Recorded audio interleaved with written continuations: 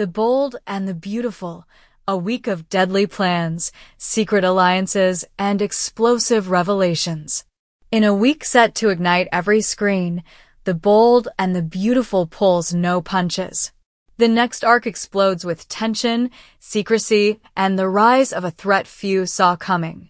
As wedding bells chime for one couple, death stalks another. Brooke Logan plots a celebration, Ridge Forrester senses danger, Liam Spencer fades into darkness, and Luna Nozawa spirals into something far more dangerous than obsession. This is no ordinary set of episodes. This is a descent into chaos. It begins with Brooke Logan, as always, plotting something big. With her daughter Hope finally moving on from years of heartbreak, Brooke wastes no time. Carter Walton has proposed. Hope seems ready to say yes, and Brooke is already thinking beyond the ring. She wants the kind of engagement party that screams fresh start and second chances. She corners Ridge with her ideas, and although he's reluctant, Brooke is relentless. Flowers, lights, the perfect guest list. She's planning an event to wash away years of pain with a single night of glamour. But there's a problem. Steffy Forrester knows something nobody else does. Steffy has recently extended an olive branch to Hope, a surprise given their history. Ridge and Brooke are both uneasy with the sudden truce, especially with wedding plans underway. What they don't realize is that Steffy isn't doing this out of kindness. She's doing it out of guilt. Because she knows the truth about Liam Spencer. And she's not telling anyone. Liam, slowly consumed by a fatal illness, has confided in Steffy but sworn her to silence. His condition is terminal. The end is near. He doesn't want pity, and he doesn't want his daughters, Beth and Kelly, to see him waste away. He's planning his exit quietly, but Steffy carries the burden. And though she's reconciling with Hope, it's not about forgiveness. It's about leaving Hope with some form of peace after Liam's death. But secrets don't stay buried on B&B. And while Steffy hides the truth, danger circles closer. Luna Nozawa is unraveling. The troubled granddaughter of Sheila Carter Sharp has veered sharply off course.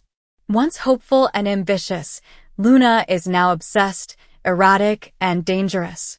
Her emotions are tethered to Will Spencer, who's kept his distance. But instead of backing down, Luna doubles down.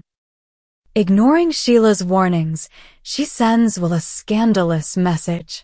It's a move meant to provoke, meant to bait, but all it does is tighten the noose around her own neck. Will, unsure what to make of Luna's behavior, turns to Katie Logan. Katie senses the danger in Luna's fixation and advises caution. But Will is more worried about someone else, Elektra Forrester. As Luna's behavior grows darker, Will starts to fear for Elektra's safety. And he's right to. Luna's first real explosion comes when she confronts Elektra. The scene is ugly. Shouts, accusations, and raw hatred boil over. Sheila intervenes just in time to stop the fight from becoming something far worse. But the confrontation triggers something deeper in Luna, a decision. If she can't control the world around her, she'll destroy it.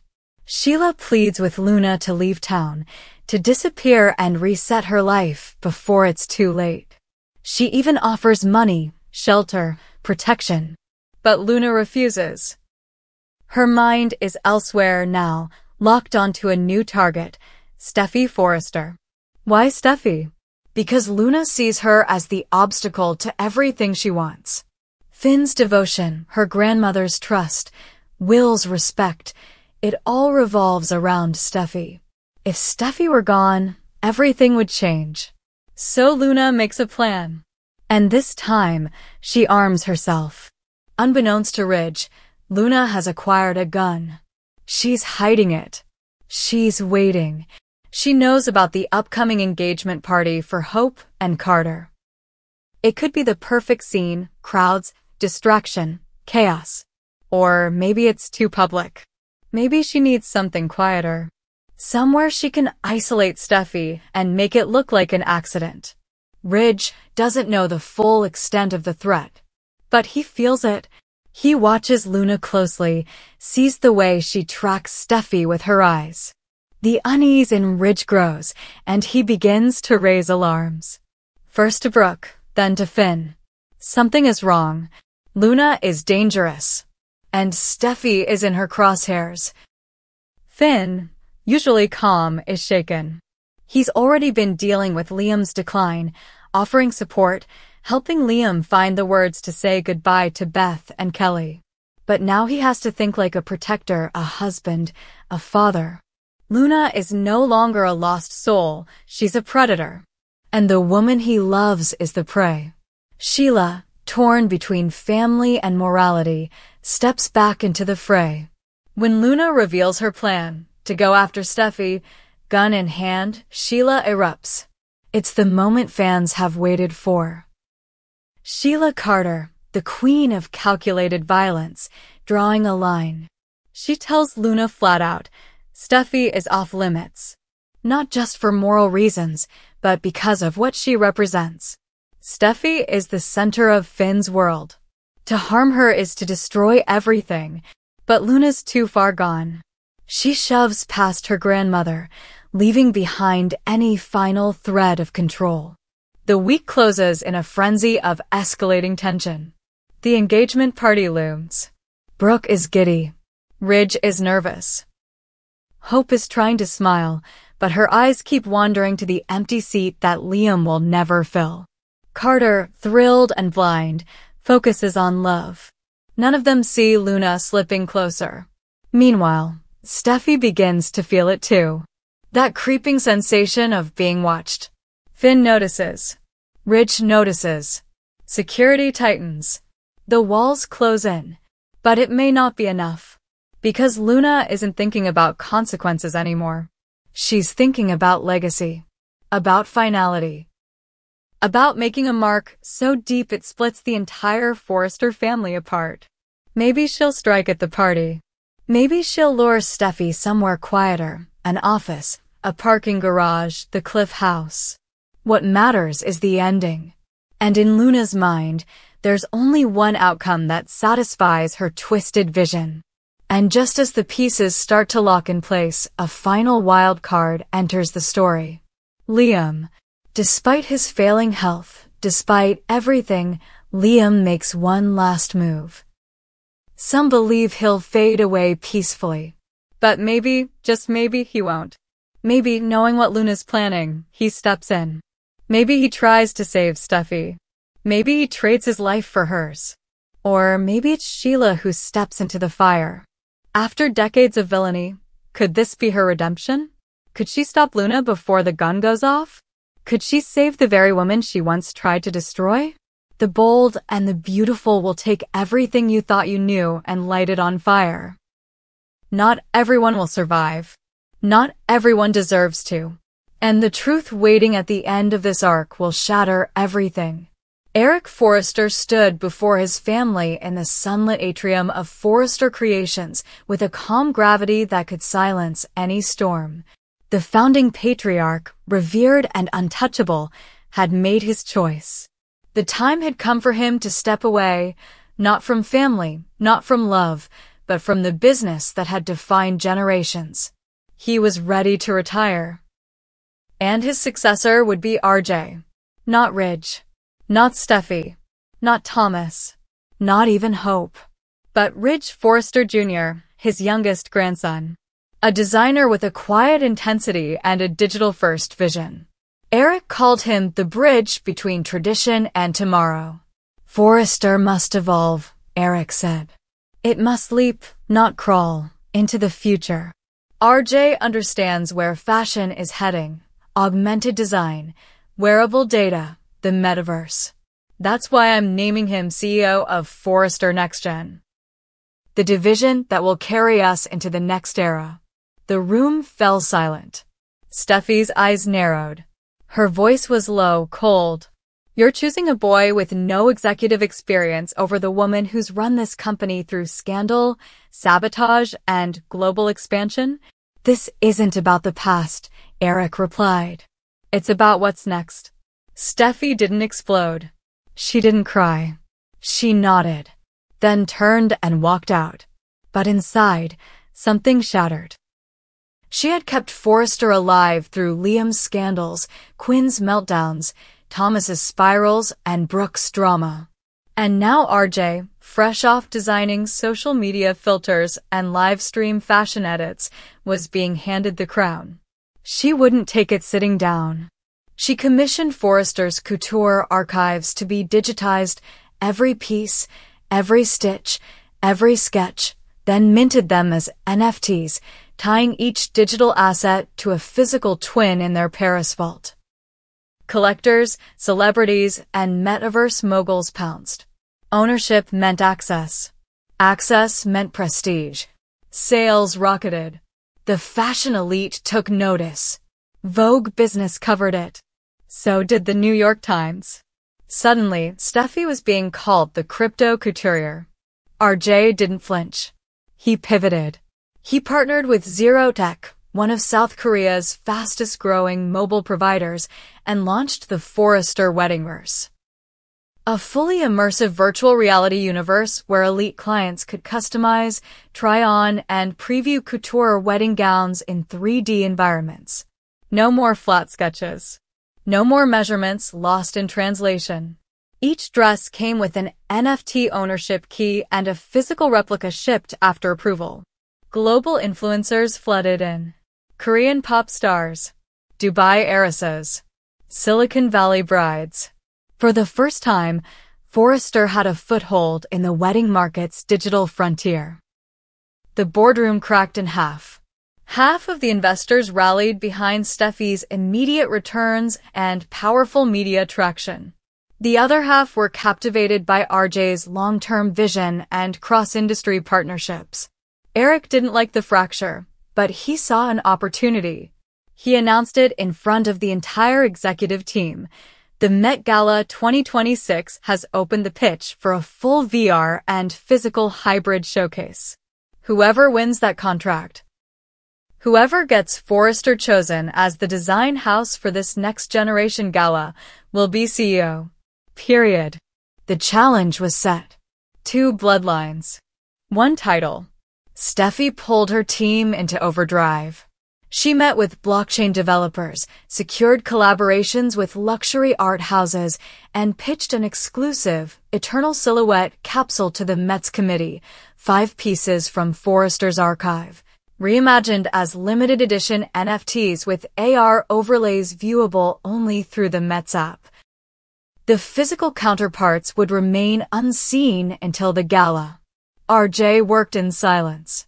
He developed Mirage, a full-body VR bridal styling experience where the user could walk a virtual aisle in the Met itself, dressed in custom-coded fabric physics. His demo showcased a floating cathedral of pixelated rose petals, AI-generated choir music, and a real-time emotional response system that adapted the train and veil to each bride's reaction. He knew spectacle wouldn't win. Experience would. The pitch dates were set. First, Steffi, in New York. She arrived at the Met in black velvet, flanked by Ivy and Zend, with the media trailing behind her like a veil.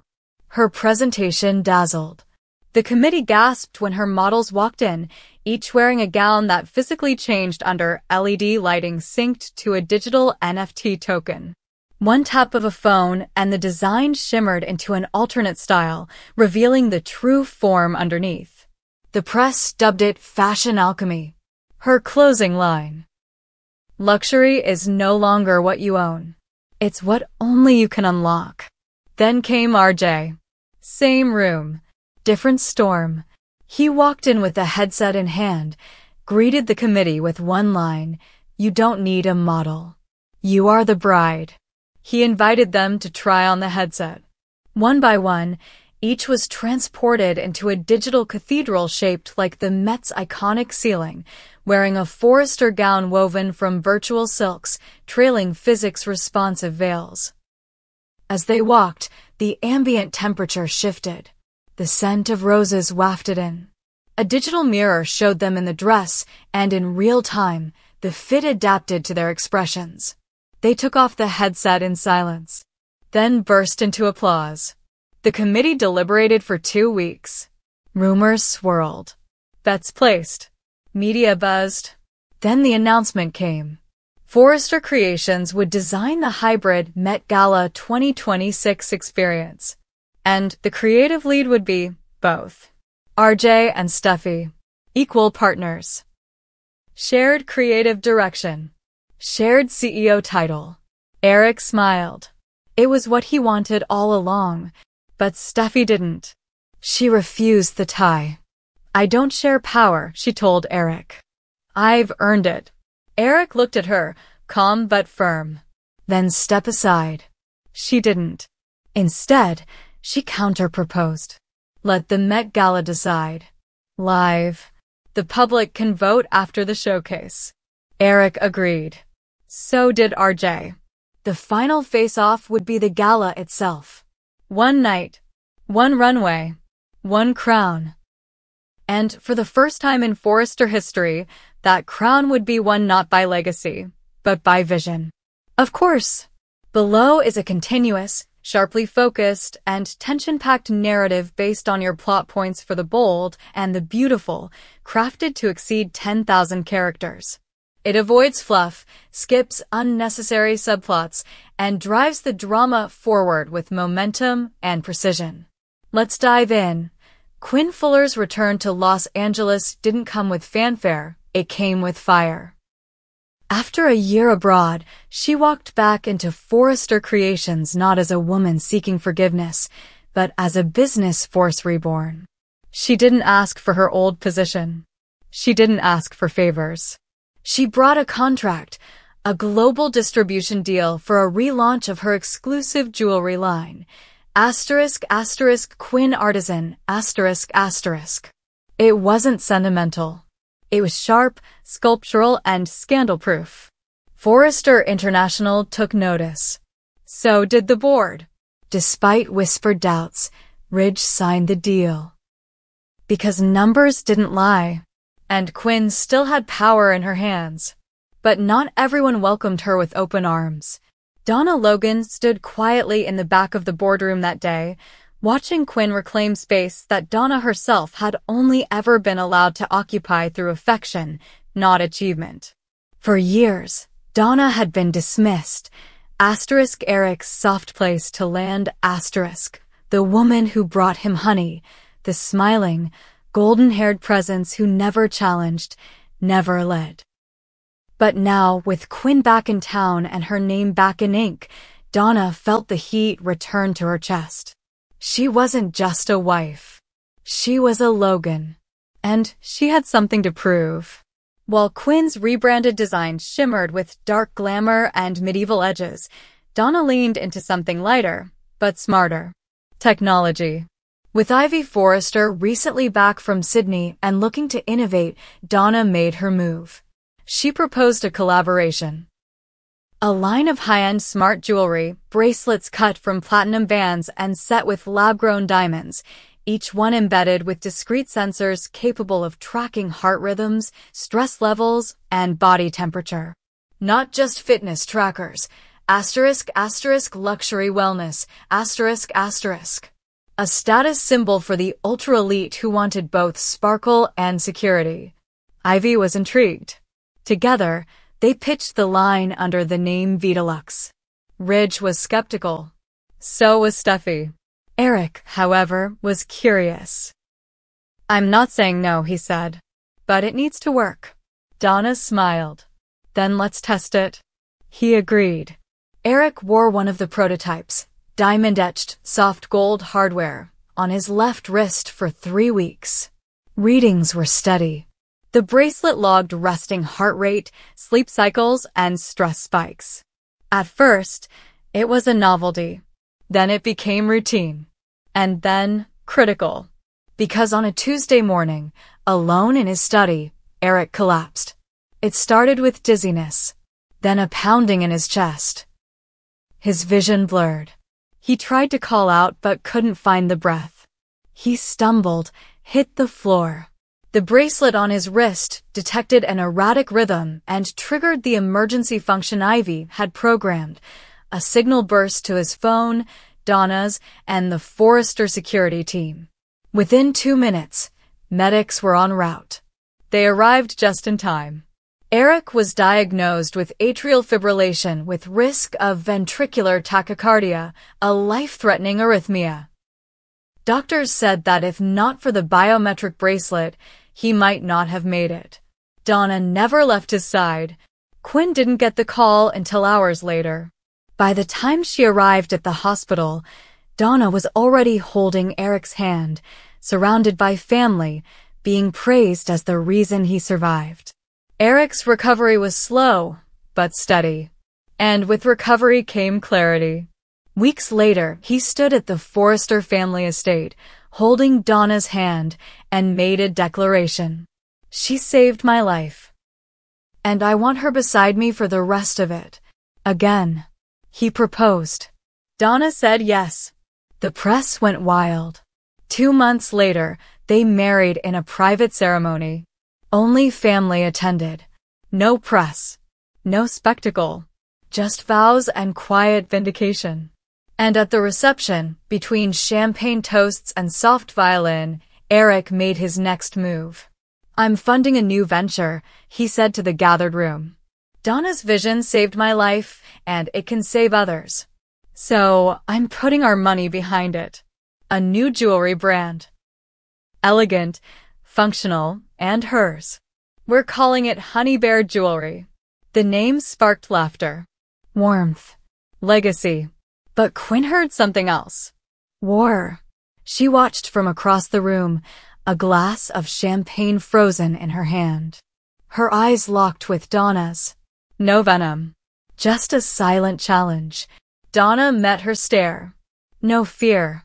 Quinn knew the signal.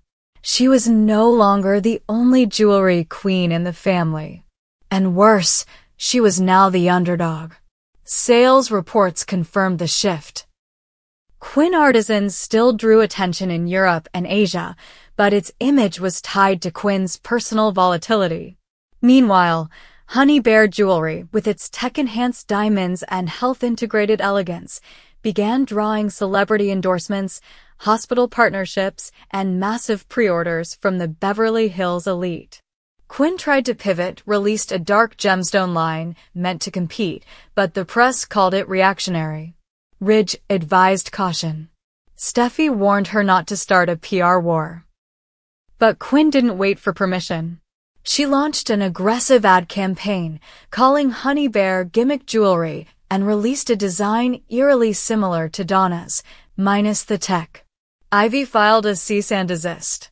Quinn fired back with a lawsuit, claiming proprietary design overlaps based on their shared time in Forrester's design labs. The case made headlines. Jewelry war. Quinn versus Donna. The courtroom was brutal. Donna testified with poise. Ivy brought forward timestamped CD files showing the originality of their bracelet design. Quinn's lawyers argued it was derivative of her early minimalist metalwork, but they lacked proof of concept. In the end, the judge sided with Donna. The verdict was clear. Honey Bear Jewelry's designs were original. No infringement found. Asterisk asterisk outside the courtroom. Reporters swarmed. One asked Quinn, "Are you finished with Forrester now?" She didn't answer. But later that night, in her private studio, Quinn stood alone in front of her drafting table, staring at blank sketches. Her eyes burned. Her hands trembled. She picked up a pen and drew something new. A ring. Black sapphire. Hidden blade under the setting. She whispered to herself, "If I'm going down, I'm taking someone with me."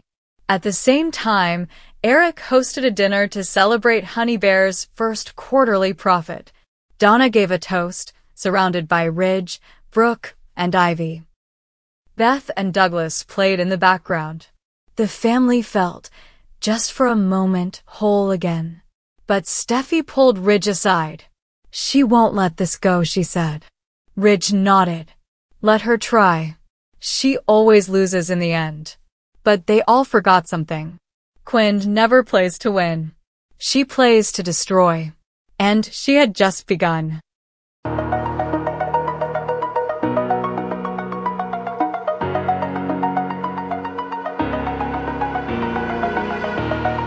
Oh.